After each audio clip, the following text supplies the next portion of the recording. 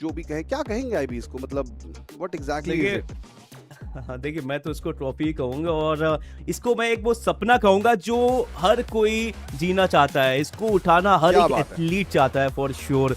But चलिए देखते हैं वो सपना किस एथलीट का पूरा होता है, किस टीम का पूरा होता है, किस रीजन का पूरा होता है। बट उससे पहले हमको चलना पड़ेगा हमारे अगले मुकाबले के भीतर। And here we go. RRQ काजू वो तैयार है, रिमना विलेज पे जाती नजर आ रही है। ये मुकाबला यहाँ पे कहीं ना कहीं काफी ज्यादा क्लियर ओवरव्यू दे देगा और वो जो बादल है वो भी छट जाएंगे एंड यहाँ पे समझ में आने लगेगा कि कौन सी टीम यहाँ पे सबसे पहले चैंपियंस कंडीशन एक्टिवेट कर सकती है, because this is game number 4।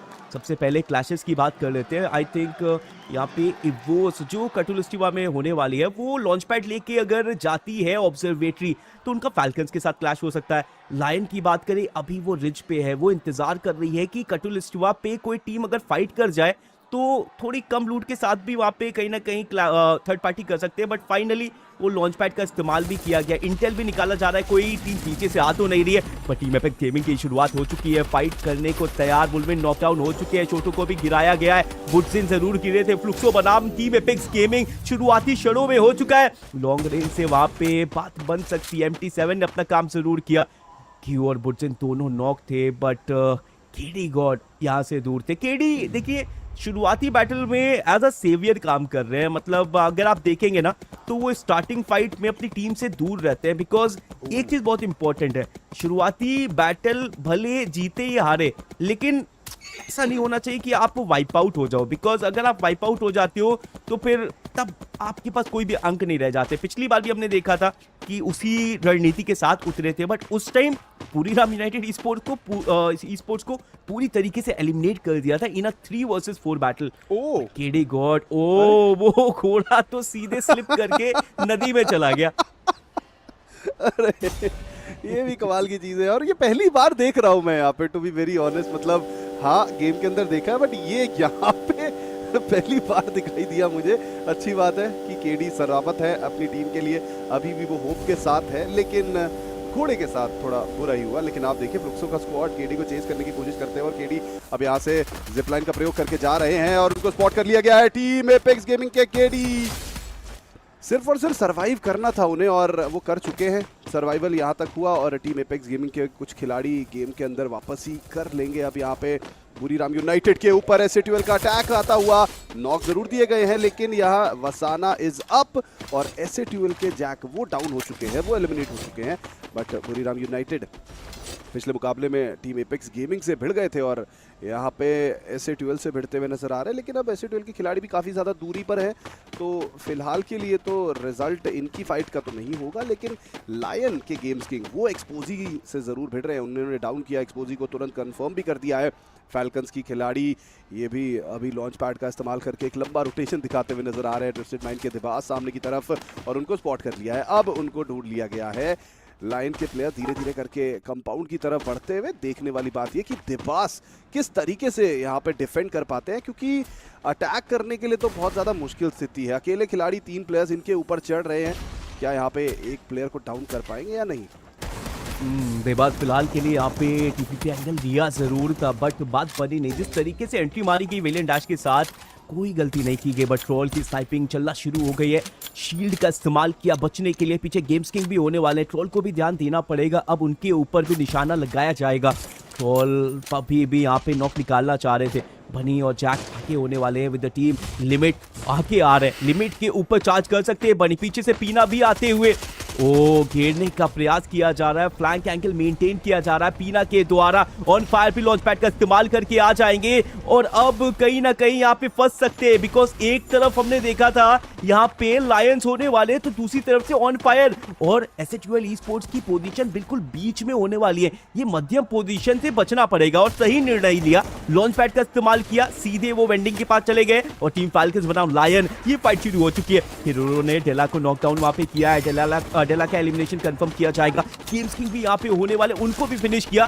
Team falcons इस वक्त जो उड़ान भर रही है इनको रोकना बहुत मुश्किल है, हर फाइट लेने को तैयार है, एलिमिनेशन करने को तैयार है और यहाँ पे 90 अंक को जल्द से जल्द अचीव करने को भी तैयार है। लॉन्च पैड इस्तेमाल करके क्या आगे जाएंगे? केरेरो अभी भी जानते हैं एक खिलाड़ी आगे होने वाला है और देखिए किस तरीके से गायब होके गए हैं। यहाँ पे स्टेल्थ बाइट का इस्तेमाल किया गया है और लायन का वो जो एक खिलाड़ी है उनके लिए मुसीबत बन सकते हैं, शायद टीम के लिए भी।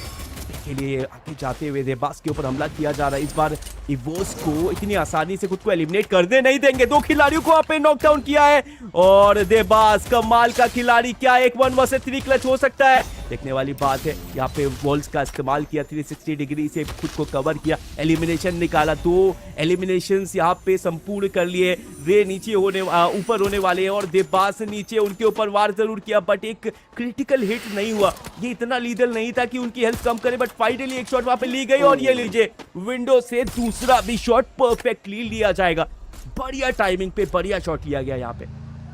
और यहाँ पे टीएजी के प्लेयर्स लाउड के साथ भिड़ते हुए नजर आएंगे। चलिए अच्छी बात है, साइड आठ निकल चुके हैं। क्या सेफ्टी के साथ पहुंच पाएंगे अपने एम पे? अभी के लिए तो नीचे एक और प्लेयर थे और शोटो, अब शोटो भी गाड़ी का प्रयोग करके निकलना चाहते हैं यहाँ से। केडी गॉड उनको डाउन कर दिया गया है। दूसरे छोर पे शोटो समहाउ सर्वाइवल की तरफ बढ़ते हुए एसएटवेल यहाँ पे फैल्कन्स की तरफ फाइट में एंगेज करते हुए।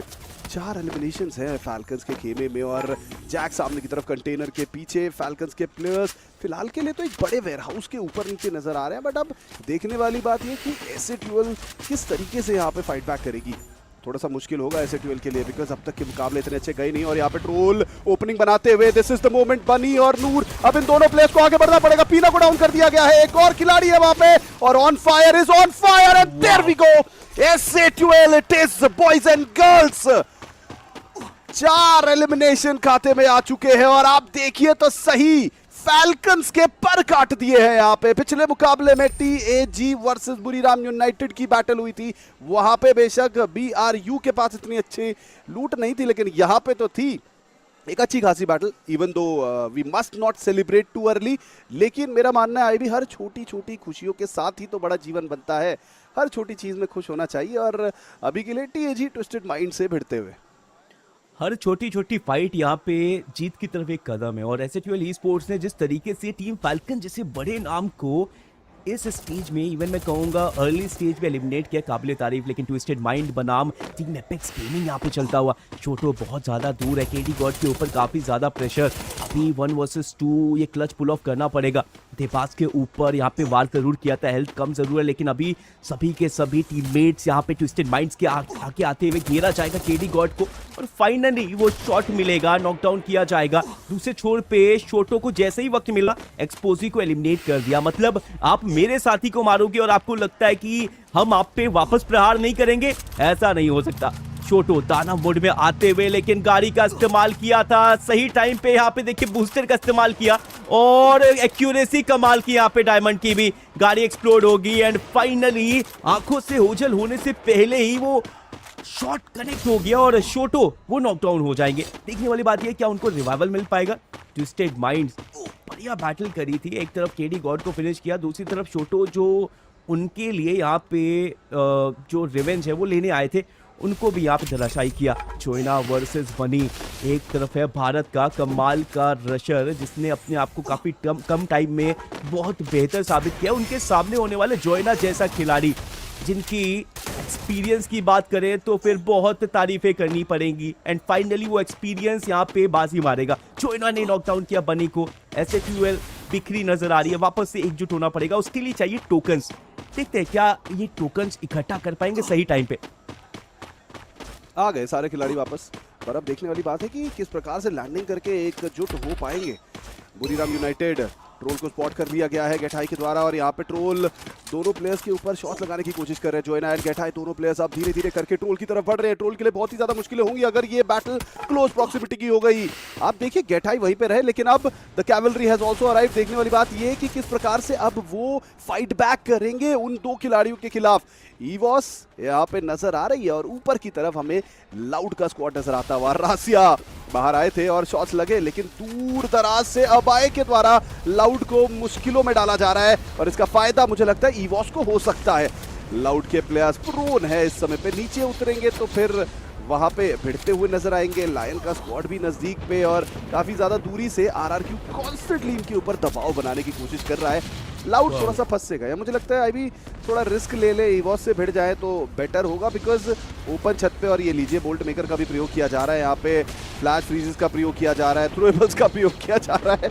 लाउड इस समय पे जिस तरीके से लेटे हुए हैं, बैठे हुए, ऐसा लग रहा है कि बॉम्बिंग ही बॉम्बिंग इनके ऊपर हो रही है। पर लाउड अब यहाँ से अगला मूव क्या बनाने वाले हैं, बिकॉज मुझे लगता है अब रिस्क लेना पड़ेगा, इवॉस से भिड़ना पड़ेगा। अगर आप भिड़ गए तो ये पूरा कंपाउंड आपका हो जाएगा, उसके बाद आप अगली फाइट्स को प्रॉपर मैनर में प्लान कर सकते हैं, क्योंकि अगर यहाँ पे नहीं हुआ तो फिर बहुत बड़ी मुसीबत में आप फंस जाएंगे। और आप देखिए एबैक्स को स्पॉट किया गया है, लेकिन बुरीराम यूनाइटेड के मोशी इस तरफ अकेले खिलाड़ी, और इनको ढूंढने के लिए आते हुए ऑल गेमर्स ग्लोबल के players, while on the other side TAG ये भी सर्कल के अंदर रोटेट कर रहे हैं। और बुरीराम यूनाइटेड को इस हाल में देखना, देखिए ये नॉर्मल दृश्य नहीं है हमारे लिए। और केडी गॉड दूसरी तरफ ट्विस्टेड माइंड के डायमंड को डाउन करेंगे, धीरे धीरे करके प्लेयर्स सर्कल को प्रायोरिटाइज करते हुए और सर्कल के अंदर जाते जाते एलिमिनेट करते हुए प्लेयर्स को। यहाँ पे बुरीराम यूनाइटेड के मोशी का गार पे है एलिमिनेशन के, और ये लीजिए बुरीराम यूनाइटेड भी गेम से बाहर। एक बार फिर से वो गेम से बाहर हो जाएगी team apex gaming versus twisted mind. एक बार फिर से मुकाबला चलता हुआ, पिछली बार पूरी टीम के साथ हमला नहीं किया था टीम एपेक्स गेमिंग। देखते इस बार क्या करने वाले, देबास का हमला, जवाबी कार्रवाई वहां पे वुल्वेन की तरफ से होगी। 2 वर्सेस 2 बैटल ये चलती हुई, वुल्वेन यहाँ पे जल्द से जल्द इस फाइट को जीतना पड़ेगा। वापस से रिवाइवल मिल चुका है, सिचुएशन ट्विस्टेड माइंड के फेवर में जा चुकी है। मेल्टर्स का इस्तेमाल वहां पे किया जाएगा, साहिल जाट पीछे होने वाले हैं, शायद असिस्ट वहां पे कर सकते हैं, कवर दे सकते हैं। वुल्वेन और साहिल जाट क्या वेंडिंग मशीन तक जा पाएंगे, क्या उनके पास वो टोकन्स होने वाले, सवाल काफी ज्यादा। ट्विस्टेड माइंड उनको भी जोन के भीतर जाना पड़ेगा। अभी हमने देखा था लाउड ने काफी अच्छी तरीके से वहां पे स्किल्स का इस्तेमाल करके टाइम बाय किया था। जब सिचुएशन आपके विपरीत हो, आपको वक्त सिर्फ यहाँ पे जो है खरीदना पड़ता है, उसके लिए आप इस्तेमाल करिए आईक्यू का, आप इस्तेमाल करिए यहाँ पे स्किल्स का। इस वक्त यहाँ पे टोकन्स तो है, लेकिन वो वेंडिंग मशीन दूरी अगर आप देखेंगे बहुत कम है, लेकिन उस दूरी को भी तय करना बहुत मुश्किल है। लाउड अभी भी इस वेयर हाउस के ऊपर मौजूद है। जिस तरीके से वो एंगल बना रहे थे लॉन्ग रेंज के फायर्स को डिनाई करने के लिए ग्लू वॉल्स लगाकर, जिस तरीके से वो इस वेयर हाउस के नीचे पीक इन करके वो एंटी मटेरियल शॉट्स ले रहे थे, काबिले तारीफ है। पेंटेड रिफ्यूजी स्किल का इस्तेमाल किया था, सारे जो नेट से रे के पास वो ड्रेन आउट कर दिए थे।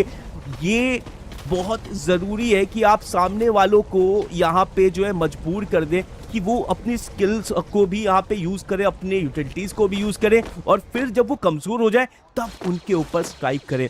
तो जिस तरीके से बोलते हैं लोहा पहले गर्म किया जाता है फिर हथौड़ा मारा जाता है। अब यहाँ पे देखें कौन इस मुकाबले में जीत दर्ज करता है वो तो अभी तक नहीं पता। 8 टीमें 29 खिलाड़ी अभी भी जीवित होने वाले।